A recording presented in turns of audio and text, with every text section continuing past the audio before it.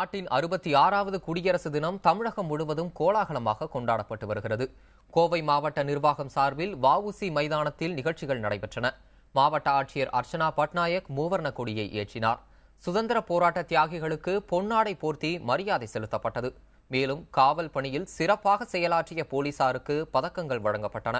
இதேபோல் ஈரோடு வஉசி மைதானத்தில் பல்வேறு நிகழ்ச்சிகள் நடைபெற்றன. இதில் அம்மாவட்ட ஆட்சியர் பிரபாகர் கலந்து கொண்டு தேசிய கொடியை ஏற்றி வைத்தார். தஞ்சாவூர் ஆயுதப்படை மைதானத்தில் மாவட்ட ஆட்சியர் சுப்பையன் தேசிய கொடியை ஏற்றி வைத்து 324 பயனாளிகளுக்கு சுமார் 47 லட்சம் மதிப்பிலான நலத்திட்ட உதவிகளை வழங்கினார்.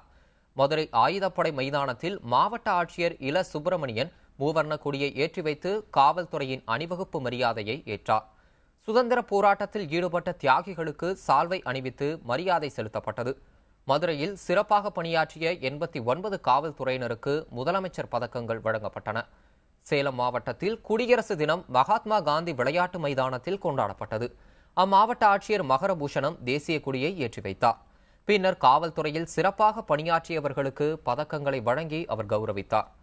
திருச்சி மாவட்ட அரசு நிர்வாகம் சார்பில் ஆயுதப்படை மைதானத்தில் நடைபெற்ற குடியரசு தின விழாவில் மாவட்ட ஆட்சியர் பழனிசாமி தேசிய கொடியை ஏற்றி வைத்து வீரதீர செயல் புரிந்த காவல்துறையினருக்கு பதக்கங்களையும் வழங்கினார்.